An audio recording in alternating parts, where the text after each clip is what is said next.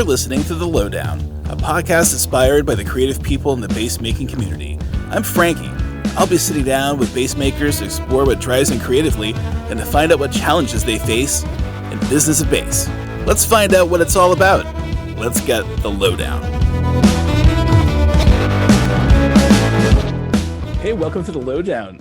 This is Frank. Hey, we have Dan Montgomery with us here today, and Dan is kind of a beginner builder, and he's been kind of showing me some of his stuff. And Dan also does some really cool paint work. And Dan has had an internet radio show for 15 years. Hi, Dan. Welcome to The Lowdown.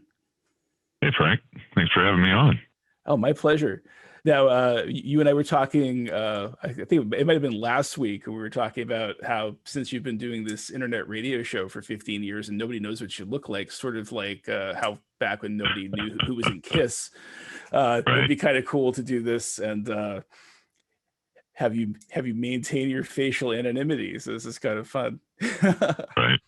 Yeah. That and the technical difficulties are just happened to work out just perfectly on my side, I think.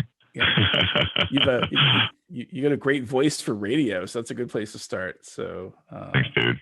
Cool. Now, with your radio show, like what do you do? Is it like a podcast? Is it a music thing? What's your radio show? So it's a live, like it's like everything that FM radio is scared of. So I play a lot of underground independent bands that a lot of people haven't heard before, or maybe you have. Maybe they're a local band for you and nobody else knows them, you know. But I get them from all over. You know, there's you're from like Maryland, up in there? Oh, we're in Maine, actually. One of the other states. Yeah. So there's a pretty good heavy metal and like punk thing going on the East Coast, and so I get to hear some of the new stuff that maybe isn't going to be on an FM station, but it, you know, most definitely should be.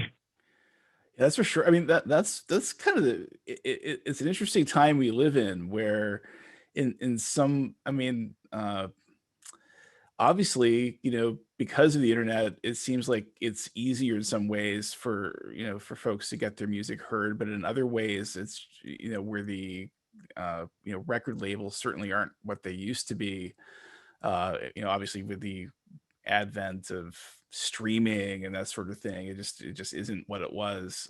So in some ways, it's more difficult. So it's kind of an interesting dynamic. I mean, I wish I could be more articulate about it, but where it used to be, it would seem like, you know, breaking through in radio was the way, you know, you never get to hear about a band, you know, where it's kind of, I mean, kind of sort of changed compared, you know, in that sense. I mean, I remember, you know, waiting for, you know, my favorite band or, you know, whatever, like you hear a single like a month or two before the record would even come out, you know, that'd be like the only thing you'd hear.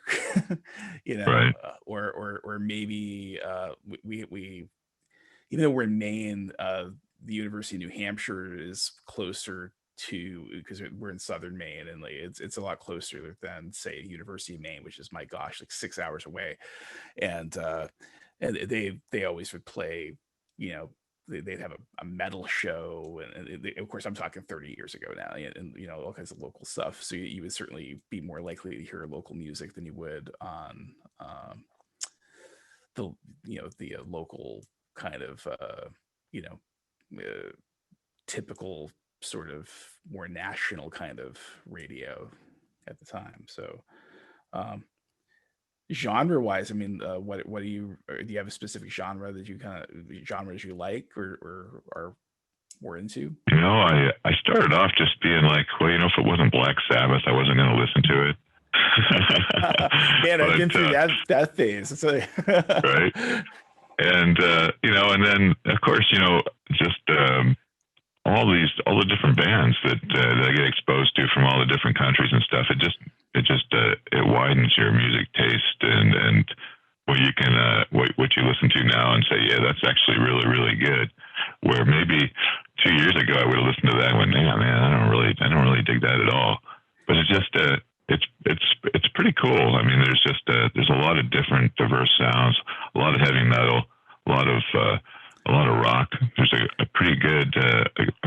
like, I want to call it like an uprising of punk again, which I kind of like that. And you know, and there's a lot of stuff in between. It's just, well, you can't just even like put a tag on it. You know, it's so well, you know, unique. especially if it's kind of like what you call, what I would think of as being, I guess, like real punk. I guess if there's such a thing as real punk, you know, Yeah, but just, you know, needing music, kind of needing, or at least maybe pop music needing like a voice of dissent, I guess, in a sense. That's kind of how I think yeah.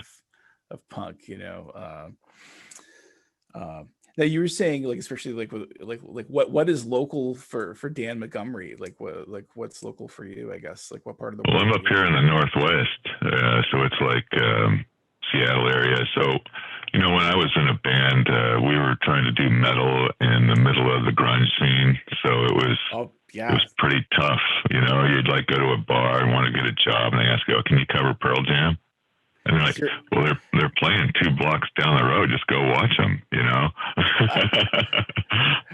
it sounds like we're kind of in a, you know, maybe similar kind of generational things. I kind of started in the '80s, and, you know, was very, you know, still, in fact, I'm, you know, still in a metal band, and the band I'm in was on Metal Blade Records for a brief period of time in the '90s. And we certainly were around when uh you know, metal went from probably being, you know, one of the most popular things on the planet to that transition to grunge, you know, Yeah, which is interesting, because and maybe it's more or less, to me it seems like it's more or less an American thing, where it seems like one, like two things almost can't exist at the same time, you know, where in other parts of the world it seems like, you know, metal never really went away, you know, yeah, where, you know, yeah, it's perfectly okay to like metal, and to like pop, and to like electronic, and to like grunge, and, you know, it's just where seemingly it seems like in America, well, you know, no, this is the popular thing now, so that other thing almost doesn't exist, which is just yeah, seems so yeah. strange to me. You know, like one minute Queensryche's the biggest band, and, you know, around, and the next minute, you know, you can't, you know. Yeah. And they're not even on like a playlist or anything anywhere. No, It's like yeah, they were hot like 10 minutes ago. Where are they now? exactly, yeah. It's just funny how that kind of goes. Yeah. So what's the name of your radio show, and where can people hear it, and all that kind of stuff? Well, it's called the Graveyard Shift, and it's on a web station called Firebrand Radio UK, Cool. and you can go over there, or there's a website for my show called the Graveyard Shift Radio Show, and there's a chat room and a listen to link and all that stuff all in one place. So it's kind of a cool place to hang out and blow 3 hours of your life every night. so, so you do this nightly? It's a nightly thing for you? Yeah, I go through this Monday through Friday, and Oh wow. I do this. Every show is live. I don't think I've ever recorded a show. Oh, that's incredible. Um, how did you find yourself going, like, hey, I think I want to do, did you ever do traditional radio before that, or? Well, it's kind of funny. There's a local Seattle station. They had this thing that was called Backstage Past Guests, and I thought, well, that would be cool. You know, maybe I was unemployed at the time, and I thought, Hey, you know, let's go yeah. check this out. You know, maybe I can bump into the right person and get on the air or something. And so we get there, and they had a whole bunch of other stuff going on. They had some a cappella group playing, and they had Gilbert Godfrey there, and it was just kind of they didn't really have time for us. And so he says, "Well, sorry, we didn't have time for you, but why don't you come back on Friday, and I might have some work for you." Huh. So I unemployed, so I scrape up all my money, sell everything I don't need, and get some more gas and drive back down to Seattle. So then he gets me on the radio, and he tries to just tear me apart on the radio, saying that I didn't have what it took, and it's a backstabbing, cutthroat business, and can't have friends, and he's got these two other guys who are like his morning, he was a morning show guy, so you got the two other clowns on the side, and they're looking at him like, what are you saying?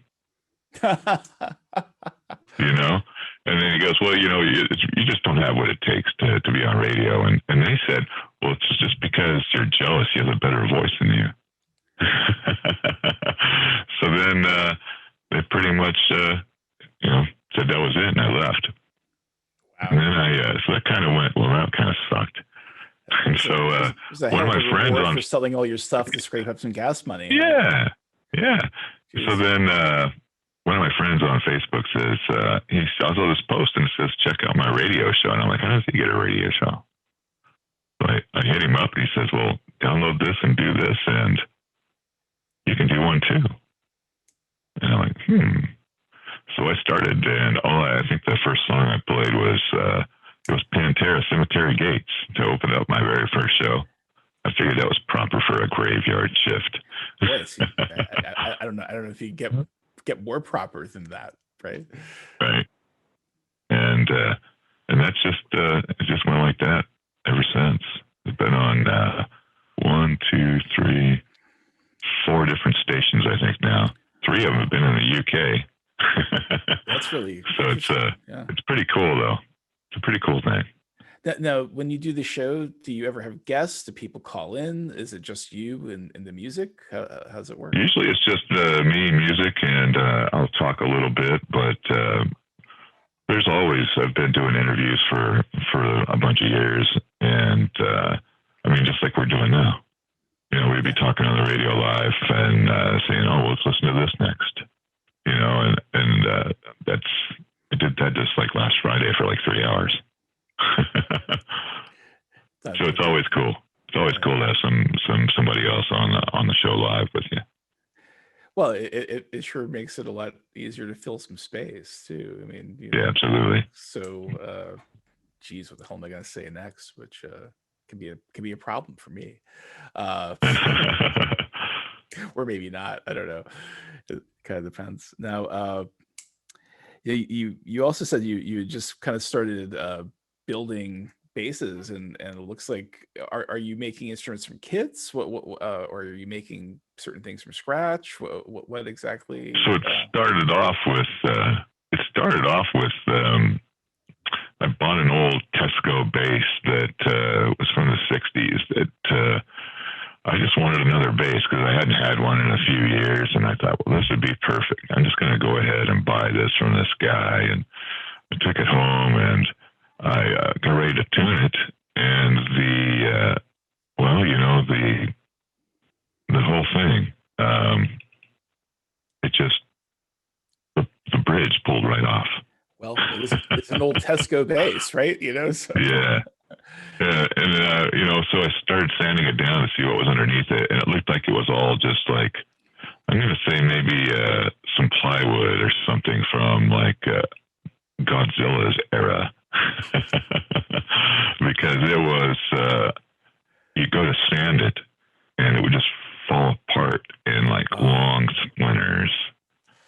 And so I kept trying to refinish it, and it wouldn't work, and I'd refinish it and it wouldn't work. And then finally, I tried I guess you'd call it a dip kind of a thing, a hydro dip. See if I got a picture of it. I'll show you. It worked out pretty well until is that I tried to go put a clear coat on it.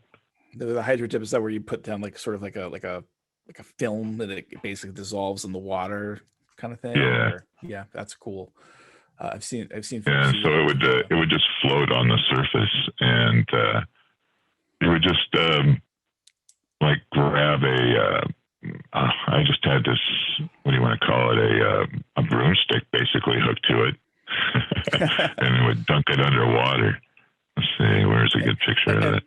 And is it something that you saw somebody else do? Is it something like how did you?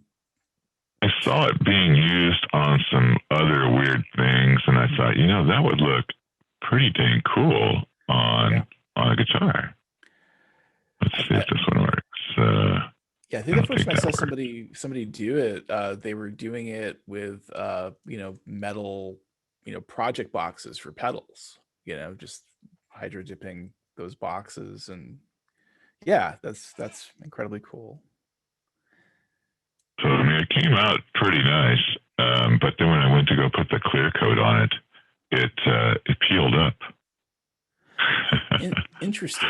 So I Yeah. wonder, is it just primarily was it just because of how it was prepped underneath the dip, or what do you think I think it was, it could have been a combination of me not really knowing what I was doing. And I was also trying to figure out what would be compatible for a top coat to go on something that nobody could tell me what the base of was. Yeah. Yeah. And so by the time I got it ruined, I went, oh, well. So I sanded it all back down, and it turned it into, let's see, where's it at? Here's like where the paint's coming up. Oh, wow. Got some pieces in my hand there and stuff like that. The clear coat peeled up too, which is kind of weird. So I sanded it all back down again, and went black. I did this kind of a sparkle. This was my first attempt with doing some metallics, and it came up really cool. The back had this weird texture to it. It was okay. I think I had a little screw up right there, but for the most part, it came out okay. Now, it had a pre-wired pick guard, and when I went to go set that all back on, between all of my screw-ups and all my recoats and all my screw-ups and all my recoats, and sanding and sanding and sanding, there wasn't enough bass guitar. Oh, no kidding!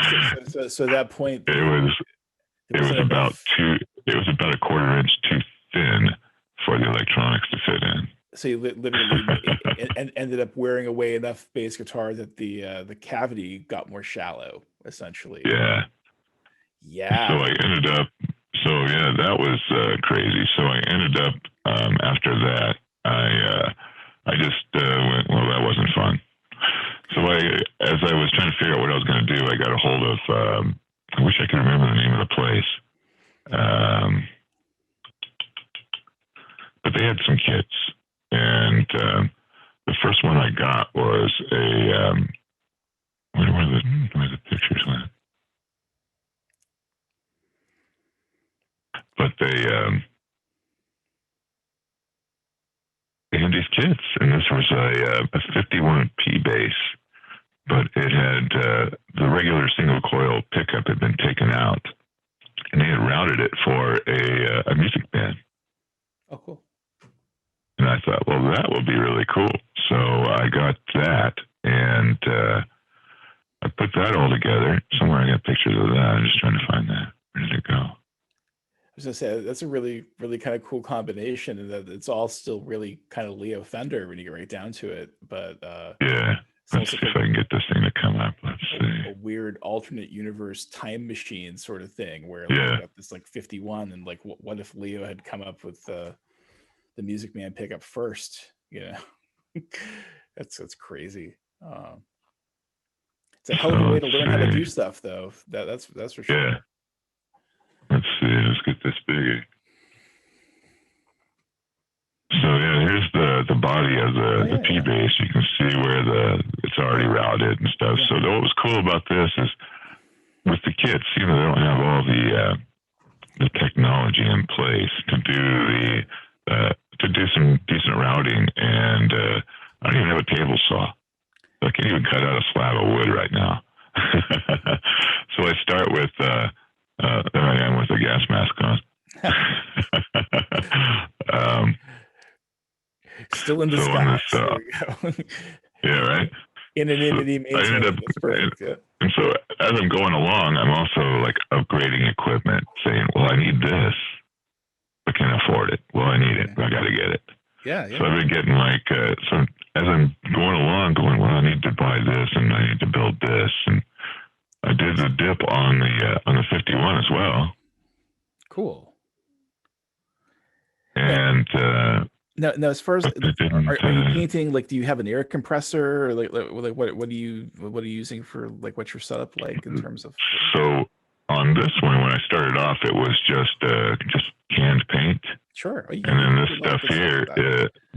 the marbled paint is in like a little dropper bottles, and so I got me a great big like a 20-gallon tote, and you fill it with like 70-degree water, and you start just dropping your colors in there.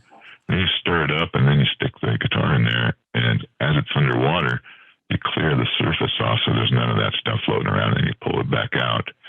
You got to let it dry a little bit before you actually touch it to dry like the excess water off. Makes sense. And I didn't do that on this, so it added like these like raindrop looks to it, and I thought it looked really cool. But when I went to do the clear coat once again, I had another problem. So I ended up sanding that all back. There's I was messing around with some headstock ideas. So that didn't work out. There's my test strips to find out what would work on the clear coats, and none of them worked. So it goes on, and whoops, it gets back to the same kind of thing that happened on the Tesco. The clear started peeling off of this paint. So I sanded it all back down again. There's also, I found divots in the wood, which is going to be the problem when you get into some of these $100 freaking kits. Because this wood here, I think is called basswood or basswood or something like that. And you look at it and you can put a dent in it. It's pretty soft. Yeah, and they're using. I see a lot of these kits where the body, like I purchased a this wood called Polonia. I think if I'm saying that correctly. And again, it's very, very light, almost like even lighter than, say, swamp ash, and very soft. I mean, you can take your fingernail and get in there. I mean, I can imagine just the sheer amount of finish sanding, just to, if you have any hope of getting that all flat the way you want it, and then being super careful through the finish process. Yeah. So I went to black on the P bass, and then as I'm sitting there waiting for the black to cure, I'm like, I need to do something special. So I got a hold of these guys here, Roth Flake. They're out of California, and I love sparkle. Love it. Yeah. I ordered a bunch of flake, not knowing how much 2 ounces of flake really was. So each one of these cans is 2 ounces, and you use about a half a can for a gallon. So I have enough flake where I can flake the world. That's right. Yeah. And which isn't that nice? What I ended up, the fact that so I bought this. One of the flakes I got from them was called Overdose. So it's a 2-millimeter diamond-shaped flake that you can't shoot out of a gun. There's just no way. Yeah. So I get a hold of these guys, and I'm asking them, well, how did they do that? And they're like, well, my dad just used a shoebox lid and shook it out on wet paint. There you go. I'm like, well, I can do that. Almost like sifting flour or something, just kind of sprinkling. So I got me a Parmesan cheese shaker, and I filled it with flake, and I shook it on there, and I sprayed at least 2 millimeters thick of clear, because I put some on there, and then I put some more flake on there. So there's some flake that's flat and some that's angled. So when you get a really close look at it, it just reflects the light really, really nice. And I couldn't have done that if I had planned it. It was all by mistake. Well, and I was still just using rattle cans. This is all just hardware stored junk, basically. And this is the first thing you ever made sparkle, right? So this is my first flake job. Yeah. flying. I mean, my gosh, I mean, because I'm assuming it's because of the way the light's hitting it differently. I mean, it almost looks like you've got like planets in amongst the stars or like galaxies or right? something. It's very cool. Yeah.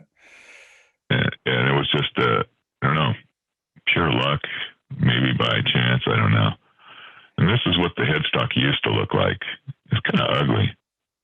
So over on the right side, you can see where I cut that little top off and kind of sharpened it up.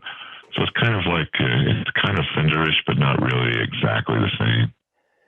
No, it's got some what I like to call a forward motion to it. That's basically. So yeah, it's and then putting it back on there, I was doing the electronics. And this is something else I learned that if you're going to do it, you might as well do it the first time. Don't do it like I did. So I put this thing all together with the kit electronics. They're they're really cheap Chinese pots. It was pre-wired. The little control thing was already pre-wired. But once I started looking at the wiring, it was wired backwards. And it wouldn't have actually worked with a pickup.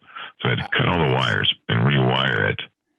And then when I get it all together, the pots were really scratchy and it just sounded like crap.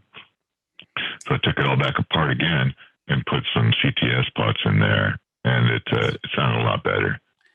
Oh yeah, and the pickup is still the kit pickup, and it sounds incredibly good for I'm going to say a $20 pickup maybe. Well, when you get right down to it, and obviously we Best Bass Gear, we sell a lot of pickups, for instance, but the design, of that you go back to Michael Faraday, back to just the coil, and there's no reason on earth why that $20 pickup can't sound great. It's just the big thing is maybe if you were to get two of those kits, maybe one of those pickups doesn't sound great. Maybe it might just be a consistency thing, that sort of thing. But which I think is a lot of what getting a more boutique pickup can be like, where they just really first, if you were to buy like, let's say a Delano or a Nordstrand that would fit in there, I mean, you're going to get the same pickup over and over and over and over again, because they just have the process so down. Is so much of it. Well, that came out gorgeous. What's really neat too is because of where the Music Man pickup is basically exactly where the 51P would have been. So you're getting the pickup is in that same location, which has so much to do with the sound too. But then you've got the different flavor pickup in that 51P position, which is going to sound totally different than having the Music Man pickup go a little bit closer to the bridge. Where it would be, so it's just a total, really interesting, neat thing. And I am a sucker for black sparkle and maple fingerboards. So,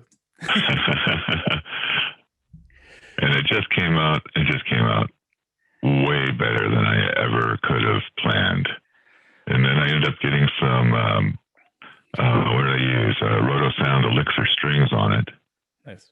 And it just is perfect. I put a Schiller roller bridge on here, and it's just great. Well, it sounds really really awesome. When you consider that when you started working on this bass, you started out doing the Hydra dip, that didn't work out, and then you just kind of you change what you're doing midstream, basically, in an effort to solve a problem, basically, and then figured out how to do this. I mean, how many sparkle paint jobs have you done now since this one?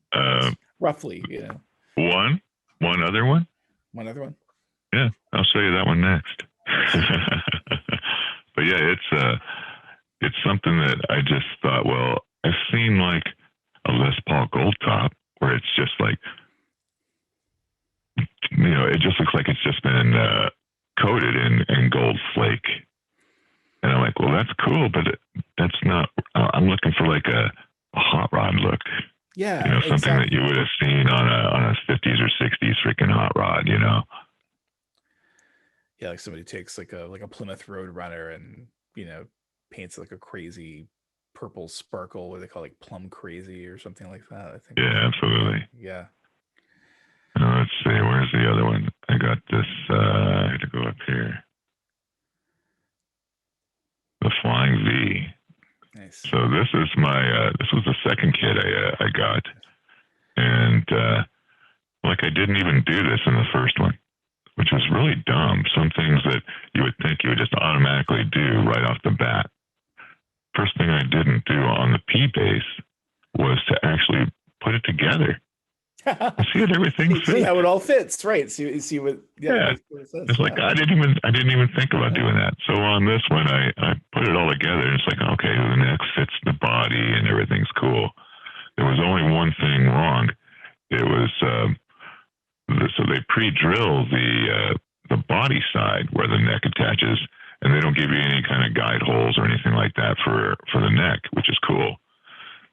But as I'm following the hole straight through, it was so close to the edge of the neck that it almost started to crack it. So it was like the pocket's centered and the neck is centered, but it just didn't match up right for some reason. So did you Could have been me. It could have been my lack of probably what I should have done, which was like clamp that son of a bitch down with a C clamp and then mark it and then pull it apart and then drill it. But I just thought I can just go straight through. And for the most part, it worked. So I got everything put together and started to paint this thing with. So now at this point, I had switched my technique from spray cans to spray guns. Nice. So now I've got me a couple of air guns and I got me a dry flake gun so I can spray, some of that flake that was in the earlier video that I can, actually apply some of it. So this is still a lacquer paint, which I think lacquer is the way to go because you don't really have to do a lot of work between the coats. They kind of melt together. And so once again, not really knowing how much flake you're supposed to use, right? I never even actually sprayed it in the paint before. I saw this red paint, and it was called Molten Red Metallic. And I'm stirring it up in the can, and I'm pulling the stir stick out. I'm like, that doesn't look like metallic. It doesn't look like there's any metallic at all. There's all the metallic at the bottom. Yeah, I'm like, well, luckily for me, I've got 80 ounces of flake. Yeah. So I took some purple, and I took some gold, and I took some of the stuff that was called acid trip, and I just kind of mixed it all in there. I'm like, that's perfect. That looks bad. I pour it in my gun, and I spray it out, and it's just getting the last of the coat out, and the gun just jams up, just completely stuck. And I'm like, uh-oh. I open up the cup, and all the metallic flake is still sitting in the cup. I'm like, oh, well, why didn't it just go out with the paint? And it's like, I found out there was just some bad techniques right there. It was I probably put 3/4 of an ounce of flake in like a quart. Oh, geez. So I was it's like trying to spray like maple syrup or something, it was just really too thick. And, but it came out, but you couldn't really see any flake. You could just see bumps in the paint because it was just buried in the paint. Right. So I just went back to what I did before, and I got that overdose flake, and I got this other one that was called window pane, which is like long slivers of flake, and I mixed that with the overdose and put that on the Flying V, and it kind of came out. It came out pretty good. Like right here is a pretty good picture of how those two flakes came together. I don't know, man. I just think that the whole sparkle thing is just kind of kick ass. Looks great. Yeah, it came out really well, and no, I used way less paint than There's my guns that I got. I got those from Italy because I didn't want to buy something that was made in China. How did you watch videos? Did you read something? How did you kind of get started with just basically? I read a couple of things, and I saw that you can get way better results if you have the right equipment. And I'm thinking ahead of time of like, well, I want to do this as a profession and not just a hobby. Yeah. So if I want to paint these and sell them, I've got to find a way to do it faster. Because like with the spray cans, I didn't tell you this, on the black base, I used about 18 cans of clear coat. Oh, I buy that. That's roughly 1.5 gallons of clear. That's crazy. So it's dang heavy, but just because of all the clear. But I was also letting it dry a week between each can. So and each can was a week. So it was like 18 weeks of clear coating and drying and sanding between coats to make it smooth. And I'm like, that takes way too long. They said you're using lacquers. Using nitrocellulose lacquer, or it was just a lacquer. It was just the stuff I used was just a regular hardware store painted chair lacquer type stuff. Interesting. The stuff that's on the Flying V, it's a company called Duplicolor. It's an automotive paint, but it's a pre-mixed lacquer, so you don't have to add thinners and reducers and stuff. You just pour it out of the quart can into your gun and spray it out. And I thought, well, that's easy because I don't have any of that other stuff either. Man, you are an adventurous dude. I will say that. So I went out and I watched some videos on how to paint, read a couple of books, and I figure I can do that. And it probably took, I'm going to say about 1.5 quarts of red out of the gun because of the overspray and me trying to figure out what I was doing. Now, in between coats, are you having to do any sort of wet sanding or anything like that, or is it just between? Well, with the lacquer, you don't have to unless you want to. The only reason I did was to make it more smooth, so that at the very end, I wouldn't have to sand for a bunch of a long extra time. Sure. But I find that you don't have to do that. You can actually just spray it out, and then your final coat. You do some wet sanding and you'll be good to go. Nice. Is that a Ray Ross bridge I see there? Yes, sir. That's a freaking awesome thing. Yeah, it really is. It really is. I think I saw it on your guys' website. Oh yeah. I think the best bass gear. I think you guys were talking about that, and I was like, that's really intriguing. I've got to find one of those. I'm not sure who else is carrying them, but I'm pretty sure we were the first ones to carry them. And I'm hoping that at some point, he had mentioned that he wanted to do this at some point, is make individual versions. So, folks could, make, multi-scale bases with the Ray Ross, individual bridges. So yeah. I'm hoping, I'm assuming, especially, I'm sure the pandemic didn't help this kind of thing because of production and that sort of stuff. But, hopefully they become popular enough that it becomes worth their while to do that, because I think it's just a really neat design. And to my ear, it seems like they probably steal the least amount of energy from the string of any other bridge there is. Is that kind of like what your experience is, essentially? Yeah. I just and it just seems like it holds tune. It holds tune like a freaking anchor. I tuned the V bass. I think I finished that one just before I started work in September. And I haven't touched it, and it's still in tune. Yeah. It's just an incredible bridge. I really like the adjustability. You can do anything you want with it.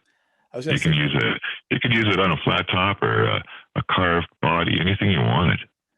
Absolutely. And also I like the fact that I like the whole mechanism of how it adjusts, where basically, they supply you with this little tool essentially where the spoke wheel kind of way of adjusting is such a neat idea.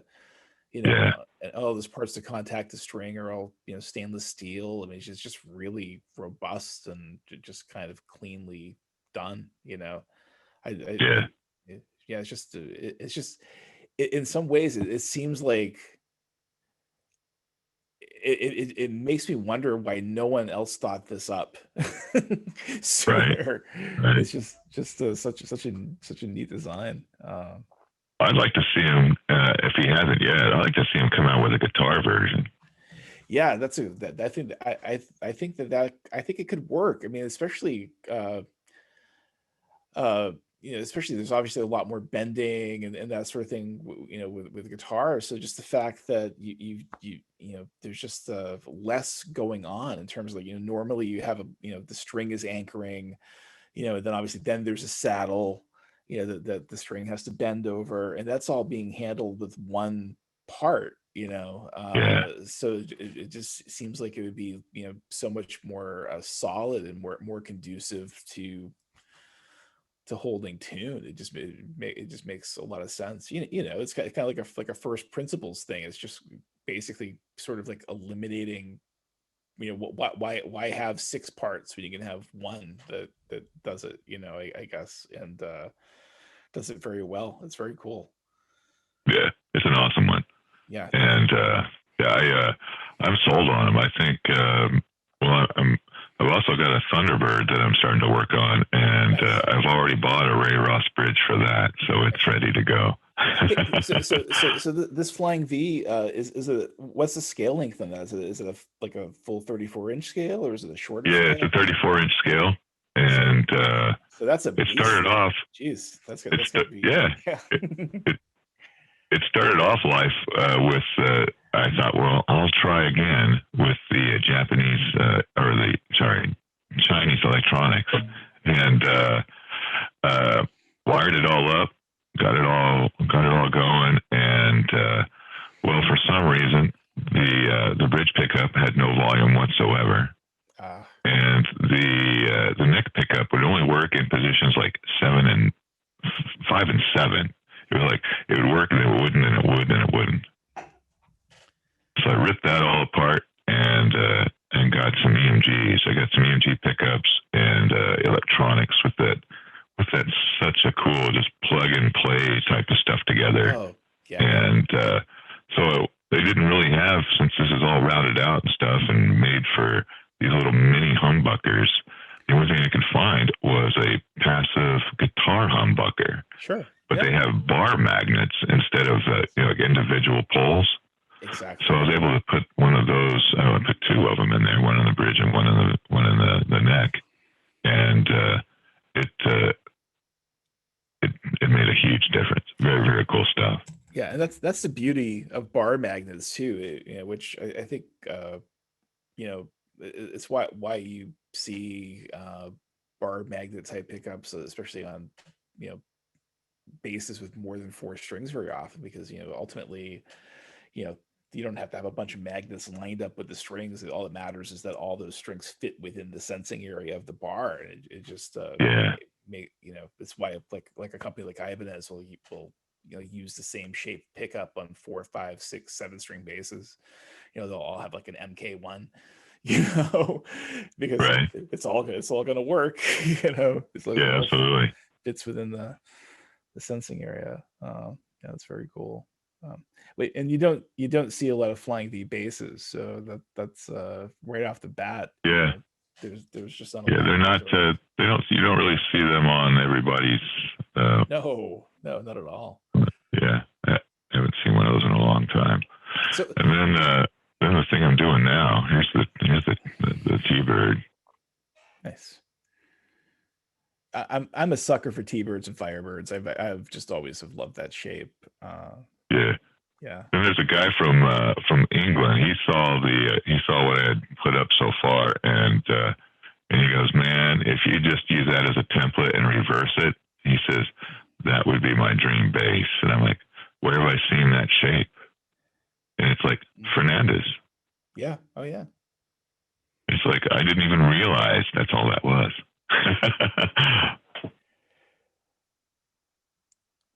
So what are your plans for this one? Well, Where this one, I'm not quite sure. I was gonna do. I had one idea, and as I started thinking of that idea, I decided it's because one of the problems with my shop is it's not really climatized. So like I think this year we've only had one day all year long that's been 70 degrees. right, right. The rest of the time it's just been crappy and rainy, and it's not really conducive to making a really good paint job. So what I was thinking of doing on this one was getting some sanding the wood to like I think 300 or 320 somewhere on there, and then using a black grain filler and just Yeah. rubbing it into it, and then and then rub it off to where the only thing that's filled is the grain, and it would be black against the lighter mahogany. Yeah. That'd be super. Yeah. And then I thought, no other than just clear coat that. Then I had another idea. See, and this is what my problem is. Yeah. I I'm keep getting coming up that. with other ideas. That's part. But And what's so, really I was gonna say what's really cool about what you're doing is you start out with an idea, and again it's not, and a lot of times so far it's because like you run into an issue and you have to change course, but it's neat to kind of see the ideas play themselves out where sometimes that doesn't always happen, where like the idea happens and then the idea is all getting kind of refined up here or on yeah. paper or something, but you're actually getting to see it play out on these instruments. I think it's really neat, you know. So like I went ahead and got the EMGs before I even got the EMGs, got my hip shot tuners, got my Ray Ross bridge, got all the stuff to make it perfect the first time. And then I got the EMGs and I laid them on there, and I'm like, oh, they're too big. They're too big for the pickup cavity. So I had to. I got some chisels right down here, Hey, and I made it big enough hey, I mean using all the chisel tools. that's But yeah, so now those fit yeah. in the bass where they should. And if you already, you know, if you have some chisel skills and you don't have a router, that's the way to do it. You know, that Yeah, kind of, and I didn't really have any chisel skills because I screwed one of them up. There was like one of the lines didn't come out really fine, and so I'm like, well, there's got to be a way to hide that. So I went over to the EMG website and got me some mounting rings, and they drop right over those pickups and hide any kind of lack of workmanship that I may have had. and just the thought, it kind of makes you think that perhaps maybe that might be the reason why mounting rings exist in the first place, you know, where, Right? you know, where it's pretty common now to see humbuckers on guitars that are direct mounted, you know, that sort of thing. But of course, early on, Yeah. you never saw that, but you know, with the exception of, you know, things like P90s, I suppose, where, you know, where the mounting screws are, you know, more into the body of the pickup. But boy, I mean, clearly, I mean, you could probably, especially, you know, things like semi-hollow guitars where, you know, the pickup has to kind of be suspended in space. I mean, where they probably didn't want to see the edge of the, you know, the plywood, you know, around the Right. pickup. Well, hey, let's just you know, mount this all in a ring, and it just kind of covers up whatever. I mean, it makes perfect sense. It's like, Yeah. Yeah. it's like crown molding or So something. that's the filler. It's a clear filler, and there's the dye they're going to put in the filler, and it's a water-based filler. So it'll be I can make it like almost a really kind of a sloppy slurry, and so it should be able to get into almost like every little pore that's still open after I get done sanding. I Oh think it yeah, should look really cool. And if not, right, I yeah, no, just filled the grain and I'm ready for the next step. yeah, you know, and maybe instead of clear, maybe you do like some sort of a semi, you know, even like that translucent kind of white-ish kind of color or something, where you can see the grain through that or something. Or if it, you know, obviously if it develops to a point where it really doesn't come out the way you like it, there's always black, you know? Right. Yeah. Yep. I can always go back to black. Oh, And then my other idea, if I go back to black and I ever get a 70-degree day, would be to tape off the center section of the TBird, ooh, yeah, the sides, and the back. Okay, so just the front side of the wings are exposed, and those get dipped. Oh, that'd be cool as hell. Maybe you should do that anyway. And then the center, awesome. I'm thinking, and then I'm either thinking the center will either be like either a base color or try to leave it mahogany. But that all depends on what happens with the grain filler experiment. But obviously, it's a great instrument to have that to fall back on, because you do have those 3 different levels going on. Yeah. That where basically it makes it pretty or easier, I would say. I was going to say easy, but it makes it easier to divide the body up if you have to, like that, which would be honestly, that'd be really neat to if you do go that direction, having to dip, obviously just kind of like be confined to the wings, and then have a whole other thing going on with the center section. That could be, I mean, I don't think I've ever seen that. That's for sure. That'd be neat as heck. Yeah. That's what I'm trying to do is, I look at stuff and it's like, well, I don't think I've ever seen one done like that. Yeah. Let me see if I can figure out how to do it. And I may not be able to come up with unique body shapes and everything else that everybody else has already designed, but maybe I can put my twist or spin on something that somebody already has. Or I even thought about as like a name for a company would be like Resurrected Guitars. Yeah. Well, and go around and just get as many old beat up whatevers are around and just refinish them and fix them and try to sell them. I think that's a great idea. I mean, it's one of the reasons I thought it'd be cool to have you on the show is just so many of the folks that I talk to every day are building things from kits or modifying things, or or even when they're making something from scratch, sometimes anything beyond, say, like doing a rubbed oil finish or something, it can get kind of hairy for folks. So it's right. So neat to see where you're kind of willing to let your imagination take you and what you're willing to try. And I think I thought it'd be kind of cool for people, this kind of folks to kind of go like, hey, maybe I could try that too. Maybe it's not. Yeah, and that's like my next. I think in the future for like my little shop space, I would get like some mills and some planers and some proper stuff to make boards flat and true. Yeah. So that I can actually start, maybe if I decided like that old Tesco that I ruined, but maybe I could turn that Tesco into a body template for another bass or a guitar. Because I've got this psychotic idea, and I don't even know how to go about this. But I saw this on a video where a guy had like I want to say it was like an SG, right? And he's playing it. Yeah. He's playing it, and he stops, and he's just moving his hand up and down the neck. He's not touching it, and it's doing the exact same. It's a theremin, but it's a guitar. Yeah, he can play it, and then he can just move his hand around and starts making all these crazy noises. And I'm like, how did he do that? So I did a bunch of investigating, a bunch of digging. I don't know how many rabbit holes I went down looking for the answer.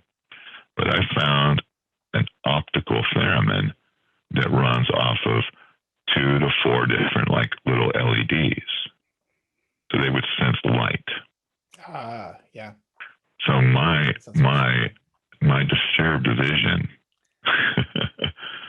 is to have a pickup. So like say like on this TBird, since it doesn't have a center pickup position, make a center pickup position and put that theremin in there. What a great idea. Yeah. but now I got to figure out how to make it all work together. Right, and And obviously you want to be able to switch it in and out too, so you could control yeah. when you were using it, when you weren't. Yeah. And I'm like, it may not be something practical for somebody playing, but it would be something really cool if you were out on stage doing a crazy show, doing a solo or something. You just wanted to freak a bunch of people out. Oh, and I just kind of went, well, that just seems like something I got to try to figure out. And I can get as far as finding the kit to get the components, but then it's not really everything there that I need to actually get it to wire in with like an active pickup solution or something like that. So I don't know. It's going to kind of need its own. It's like Frankenstein's lab. You need like some way to essentially mix the two signals on the instrument, so you can deal with the magnetic pickups and the theremin circuit separately. Right. That's what one day I'll call you, Frank. It's alive. Yeah. Well, I think it'd be fun trying to figure out how to deal with that, too. Yeah. So I'm already kind of like trying to think of it.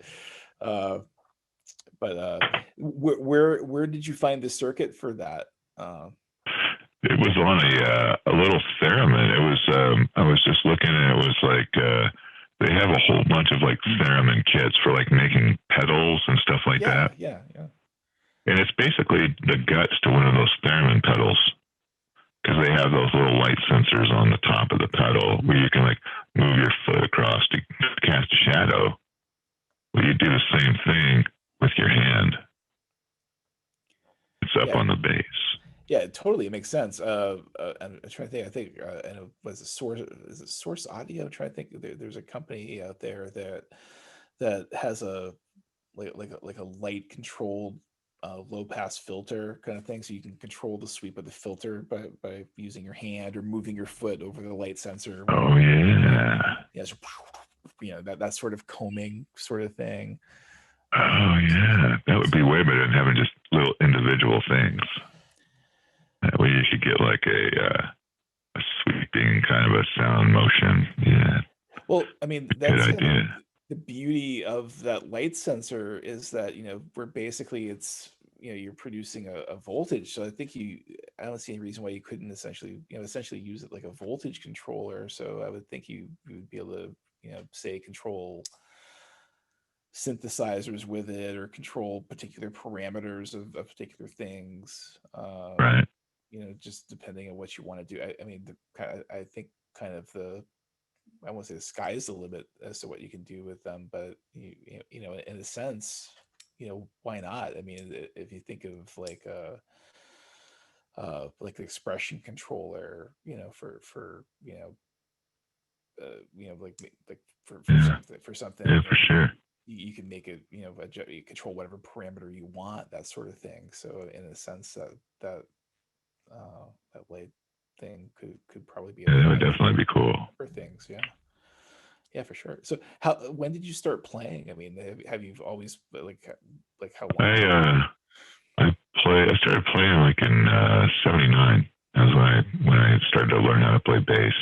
I was playing tuba in like regular band, and the teacher goes, "Anybody want to learn how to play electric bass?" And I'm like, well, then I was just a big Kiss fan, and all I could think of is, well, I want to be like the next Gene Simmons, so I want to learn how to do that. And we're a big group, yeah. It was so funny, it's just like I got in there and I thought this will be so cool. And I tried to learn guitar, like acoustic guitar, maybe when I was like 13 or 14, and I was doing okay, but then it was like the chords were killing me. I couldn't keep up with chords, and so I just kind of walked away from the guitar, and when started playing with Hot Wheels in the dirt or something like that, and then when it was time to try the bass, it was like, okay, let's try this, and I thought, they don't play chords on a bass. Boy, was I wrong. we don't always play chords on bass, but right. Right. Well, so did you basically like join a band right away, or how did that kind of go? So we're doing like the high school thing, you know. We were in this band that what was the name of it? It was called Zephyr Cove. I remember that because it was named after one of my friend's favorite places by Lake Tahoe, I think it was called. And so we just kind of did like a lot of like Beatles covers, kind of like soft, kind of rocky kind of stuff. It was cool. It was a cool gig, and he liked getting into doing some Led Zeppelin and stuff like that. And so it got to the time where they were going to. We thought we were good enough to where we could play on the stage in front of the school, right? And it came time to go do this, and like two of the people just didn't show up. It's like, well, that doesn't really make out for a band. And so we didn't actually make it on stage because, well, we didn't have everybody there to do their thing. And so then I waited a year, you know, and now I'm like, I think I was a senior in high school. It's time to blow these people away with what we've got going on. Now now I'm in a band where we're playing like Black Sabbath and heavy black hard is just stuff to blow people away, knowing that we were in Utah. And so we go to do the tryout, and we are playing what were we playing? Hand of Doom. And so you got the student council sitting out there, and they're actually going, "Is this a joke?" And I looked down and go, "This is heavy metal." And they said, "Next." So that was that. Get it, man. Everybody went their own ways. It was all cool. You know, nobody did really anything. I met up with a couple other guys. We kind of bounced around, did a little, basically nothing, and then I moved up to Seattle, and that's when I started getting into trouble because I met this Samoan dude. I just called him Tom Tom. He was my drummer, and we would go down to Seattle and to do two things: either go see live music, get drunk, or get in a fight. I guess that'd be three things. And we'd usually always get drunk. And we finally found a guitar player. And so we started jamming with this guy, and we went to go do a gig, and I turned up like 10 minutes late. And so the bar owner said, "No, you guys are out. If you're not going to show up on time, you're not playing here." And so this is just like some kind of like, almost reminds me of something you would see on like Spinal Tap. I was just The guy goes, this shady looking guy comes up and says, "Hey, you guys need a place to play?" It's like, "Yeah, follow me." So we're following him down this little alleyway, and there's this little cement steps that go up that say stage, and we're loading our stuff in there. And there's a curtain going across the screen, or, you know, across the stage, so you don't see anything out in front. We're just unloading our stuff, and he comes back and he's like, "Now, I don't want you smoking any of that weird tobacco or getting drunk before the show starts." And I'm like, "All right." So we go back out to the van and we start smoking a little weed. And I asked the drummer, "Tommy, do you still have that acid?" And he's like, "Yeah." So I took 2 hits of acid. And we go back inside. And everything, we're playing Sabbath and Slayer and all this stuff. And this is right in the middle of, like, everybody in town was wearing flannel and blown out jeans. Right? And we're walking around town with long hair and leather. They just didn't like we belonged in town at all. And when they opened up the curtains, there was actual, for God's sakes, there was chicken wire going across the stage like it was the Blues Brothers. And I look at Tommy and I go, "Hey, Tommy, do you know the theme to Rawhide?" And he starts laughing right away. But the two guitarists, they were a little bit too young, and they didn't have any idea what the old bass player was talking about. So we started jamming out. There's some hecklers out there, you know, because you get that. And one of them threw their beer bottle at the chicken wire to test the integrity of the chicken wire. It worked. But it works both ways, because I, in the middle of my acid trip, grabbed my beer bottle and threw it at him. but it bounced off the chicken wire and hit me in the forehead. It's instant karma right there. Wow. Yeah. And that was, and weird enough, that was the last gig that band played. I can, but you certainly know how to make a great first impression. Yeah.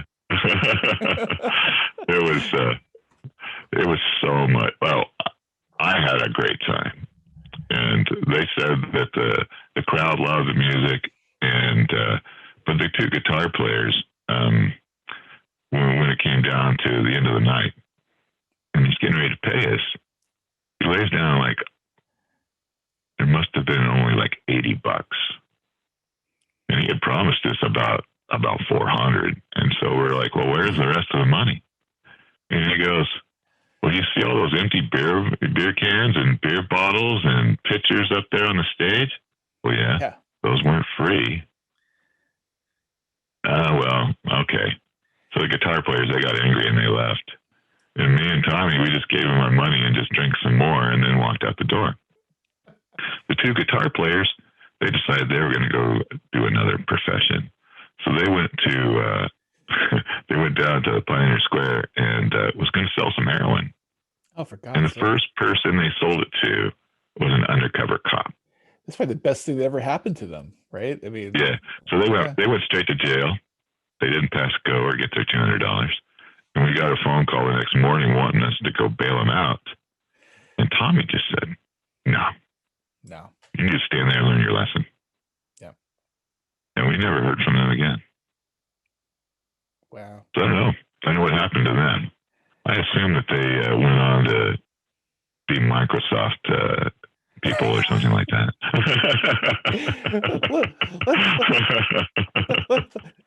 Let's hope. Maybe, right? maybe a Boeing engineer or something important, you know. Well, that's right in your neck of the woods too, isn't it? Yeah. Wow, that's a great story. Then I got news like 2 years ago that Tommy passed away. So as far as I know, I'm the sole survivor. Wow. But yeah, that was my music career. It was short, fast, and a lot of fun. Well, it was, and in your defense too. I mean, I was thinking back, the club owner saying not to smoke any of that strange tobacco, and you didn't do that. So you were right. Yeah. I mean, you took it in a direction I was expecting, but so I mean, from there, then kind of that's so then real life, comes into play, and I got bills and stuff happens, and so unloaded all my bases. Unfortunately, it's like you want it to be the last thing to go, but it ends up being the first. And then my amps, I got rid of all that, and it was all gone. I didn't have anything. So the first bass I ever bought was an old PVT-40. And it was heavy as shit. It's like 50 pounds of swamp ash hanging off your shoulder. And really heavy, but it could make any sound you wanted because it had this crazy electronics going on. And it's funny. People kind of crap on PV a little bit, but I mean, I think of I think of the T40, and it had that, everything was kind of proprietary with that stuff too, and it was all made in Mississippi.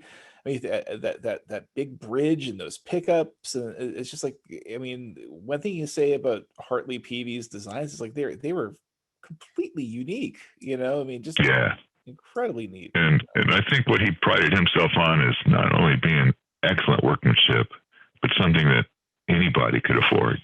Yeah. It's not like you had to have like 18 jobs to go and buy one of them. I think when I bought it brand new, it was $400, and it's sitting next to a P bass that's $800, and a G&L over here that's, and a Music Man that's, and everything is just so much more money.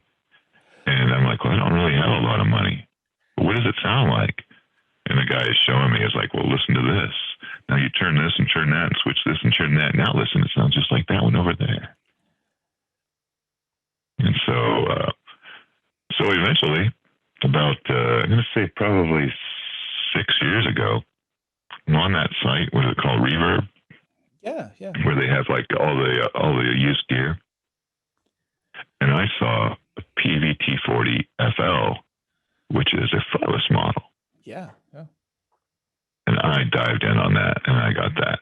Oh, that's so now I got me a Sunburst PV fretless that even still has the fur in the case. It's actually I checked out the serial number. It was made in 1983. Wow. So pretty damn cool. I bet it's holding up great too. Yeah. I think Ross Valerie from Journey played the T40, if I'm remembering right. I believe so. Yeah. Yeah, it's incredibly cool. So that being all this being said, so then you get into the internet radio thing, which I'll have you send me all that information for it, and we'll be sure to get all that information so folks can check you out, in the description and everything. Right and I definitely want to check out your show and everything too. And so obviously this experience, what kind of started out as a necessity or an experiment with the painting, it's something you seem like you enjoy it enough that you want to do it, basically, which I think is incredibly cool as well. Yeah, it's like something I should have done. I should have started doing this 40 years ago. You just never know, and there's no rules. I mean, just right. like I'm gonna be 50 this year, and it's just there's no, you don't just hit some age and suddenly like, oh hey, you're not allowed to learn a new thing. Yeah, can't do that anymore, right? Right. So yeah, I mean that's incredibly cool. Why wouldn't you just kind of follow your muse, I guess. Just right. If you're interested enough to want to do, try something. Heck, try it. I think that's yeah. If you I figure, maybe one of these will end up in somebody's hands, and they'll be able to make some killer music with it, and bring joy into somebody's life. And that's really all it's made for. Absolutely. And to me, I've said this before on this show and other places too. It's just there's something, I don't know, just inherently cool about making an instrument, because in and of itself it's a piece of art, even though it has to be made precisely enough to do perform the function that you want it to perform and the way it's supposed to perform it, obviously. But then it's then somebody takes it and uses it and makes their own art with it, so musical instruments are just kind of unique in that way, where they're great to step back and look at, but it's just there's nothing but potential to them, and that you just never know in whose hands they're going to end up being used to make some thing that might be life-changing for somebody. Absolutely. Yeah. Well, Dan, this has been a real pleasure. Definitely want to check out your radio show, and I definitely be really interested in seeing what other I'd love to see how that TBird turns out. Oh, definitely. That'd be cool as heck. Man, it's a real pleasure. You got a great voice, man. So I would totally listen to your show. Man, sounds like you're doing what you want to do, and that's not many people can say that they're doing that, so just keep doing that ultimately, Right on. Yeah. Hey, thank you so much for being on here, man. This has been great. Thanks for having me on, Frank. It's been a pleasure. My pleasure too. Thank you so much. We're super excited. Frankie and I are working really hard on putting these things together and giving you lots of interviews just like this one. We just need to get some love out there in order to get this podcast surfaced. And thanks for listening.